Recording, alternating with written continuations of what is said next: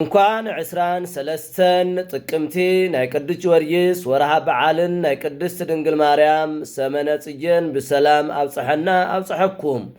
እግዚአብሔር አምላክና ካብ ዘመናት ናብ ዘመናት ካብ ዓመት ናብ ዓመት እናሸጋገረ ናብታ ዕለትን ሰሙንን ብሰላም ስለለብጽሐና ንሉል እግዚአብሔር ክብር ምስጋና ይብጽሐዮ እና ቅዱስ ጊዮርጊስ ሓደ ኣብቱ ናይ ጽጌ ለተሰርዐ ቃለሎ ንአ ጊዮርጊስ እምኤዶም እንዘ ምስሌከ ማርያም ቡሩክት ፍጡረ ወፈጣሪ የታስተሳለም ንአ ምስለ ሰማዕታት። ቅዱስ ጊዮርጊስ ካብ ኤዶም ካብ ገነት ካብ ጽርሐ አርያም ምስ ቅድስት ድንግል ማርያም ወይ ደሞ ምሳኻ ቅድስት ማርያም እንተላ ፍጡሩን ፈጣርን ከተተዓረቅ ንዓ ምስ ሰማዕታት ይብል። ስለዚህ ቅዱስ ጊዮርጊስ ምስ ቅድስት ድንግል ማርያም በተለይ ጽምረት ዘለዎ ቅዱስ ጊዮርጊስ እዩ። ዘመነ ጽጌ ካብ ጀመረሉ ሰንበት ጀሚሩ እስካብ ለለና እስካብ ንፍጸምም ጊዮርጊስ ለይተለዓለሉ ለሐልፍ ዕለትን ሰዓትን የለን።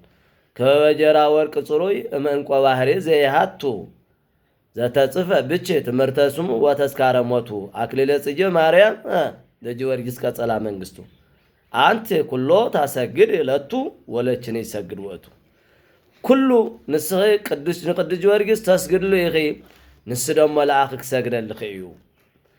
ናይ ጊዮርጊስ አክሊሉ ናይ ዘውዱ ናይ መንግስቱ አክሊል ቅድስት ድንግል ማርያም ኢሉ አባ ዘጊዮርጊስ ተደረሶ ድርሰት ሊቃውንት ኩሉ ጊዜ ከበጀራ ወርቅ አይትተርፍን እንዘ ታቅፍዮም ቋሚ ምስ ከበጀራ ወርቅ።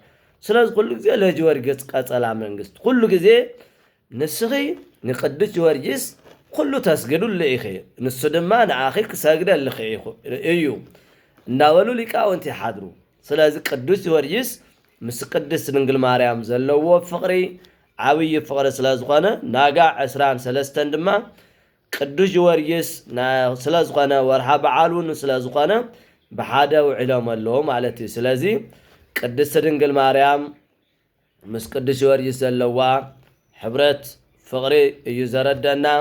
ናይ ቅዱስ ጊዮርጊስ ፍቅሪ ናይ ቅድስት ድንግል ማርያም ፍቅሪ ኣብ ኩላትና ይሕደር። ፍጡሮ ፈጣሪየ ፍጡሩን ፈጣርን ከተተዓረቕ ንዓ ሓዚ ፍጡሩን ፈጣርን ብሓደ ደለና የለናን እንተልና የለናን ተባይስና ኢና እግዚአብሔር ምስ እግዚአብሔር ተዓሪቕና ንኾን ነይሩ ሓቂ ክንሰርሕ ይግበአና ነይሩ። ነገር ግን ሓሸት ዝነገሰሉ ስርቂ ዝነገሰሉ ዓመፅ ዝነገሰሉ ጽልኢ ዝነገሰሉ ስለዝኾነ ናይ ክርስቶስ ፍቁራት ክንባል ይንኽእል እና ቅዱስ ጊዮርጊስ ንዓ ከተተዓርቀና ምስ እግዚአብሔር ላተባለ ዝሕደረሉ ዕለት እዩ።